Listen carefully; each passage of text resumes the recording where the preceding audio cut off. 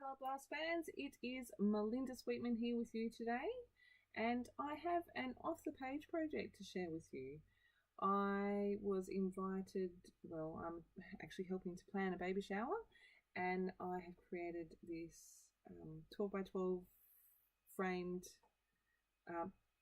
piece of art, I guess, for the parents to be.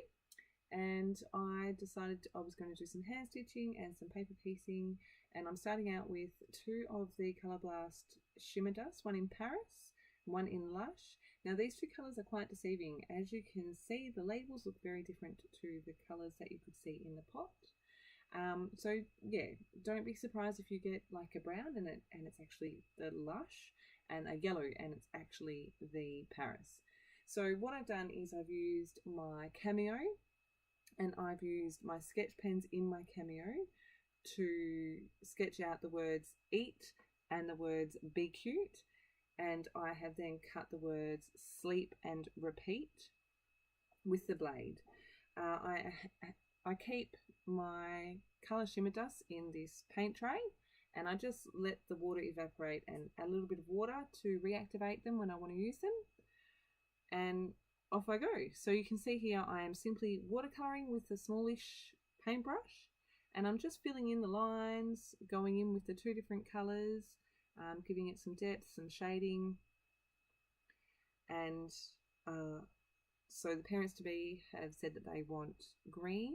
They did find out the gender of the baby, but they're not sharing, which is awesome. I'm really happy that they found out.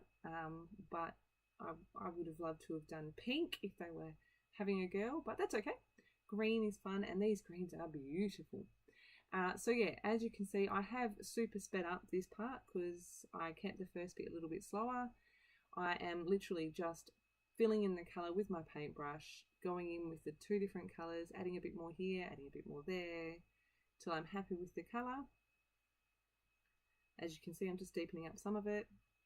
And again, I'm using the two different colours just for a bit of different shade and variation in colour. I do go in quickly with my heat tool, peel it, and then I peel it off the mat so that I can move on to my next step. So I'm going to zoom in here. I did decide that I was going to hand stitch around the eat and the be cute. You can see the different shade variations really well there. I'm really happy with how it turned out. So I'm just using my paper piercing tool and poking holes all the way around the letters, about 1/4 of an inch apart.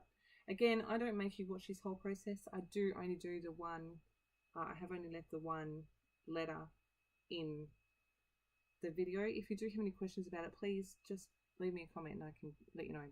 So I'm just showing you that I've done all the holes there.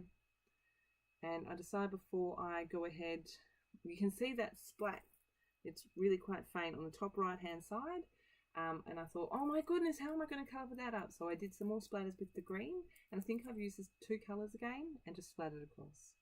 So I'm doing a very simple back stitch. I do show you a couple of stitches on camera. My camera work needs a bit of work. But as you can see, I just go in from the back, pull my thread through, and I've just picked a green that matches. And hold the thread out of the way. Go back through the next hole, pull the thread all the way through. I think I only show you 3 stitches. I went the wrong way here, but it doesn't really matter because you can just keep going. Normally you would go like to the next hole, not the first hole that you went through. And that's why I've left it on for a little bit longer. So then I've just come back up through the paper and back down through the next hole, and I'm going to make sure I do it the right way this time. There you go, back through from the back again, pull it all the way through.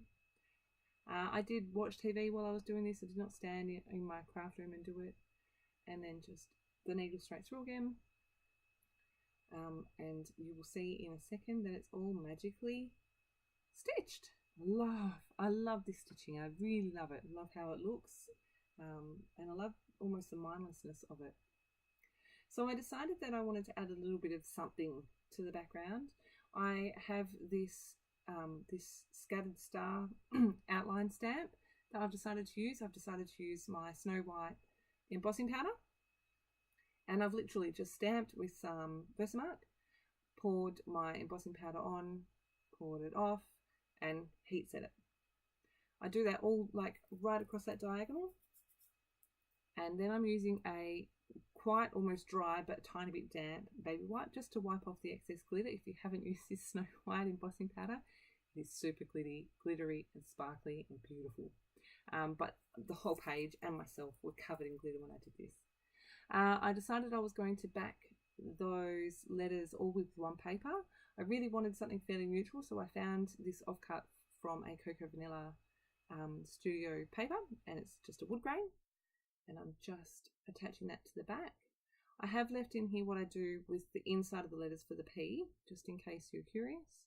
I did keep all the bits, so then I put the letter back in, and then I put the inside in, and then I pull the letter back off, and then it's in exactly the right place. So I think I've super sped up the word repeat. I'm just cutting a piece to size, apply my glue. I think I did this 8 times faster because you don't really want to watch that. Have to excuse my crazy hair. That's what happens when I go to bed with wet hair. It's kind of annoying. Then I lost my inside P, but that was okay. I just used the P and recut another piece. Stuck that in, and then the A, and then the R.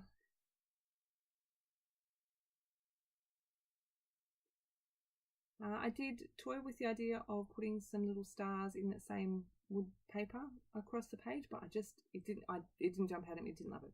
So I'm calling it done here. I'm going to give you a quick, there you go, you can see all those stars. It's so pretty. I am framing this in a big 12 by 12 frame. The baby shower will be a couple of days before this goes live. Here are a few close-ups. Thank you ever so much for stopping by. I hope I inspire you to play with your products maybe in a different way. Have a fantastic scrappy day. If you have any questions, please leave them below.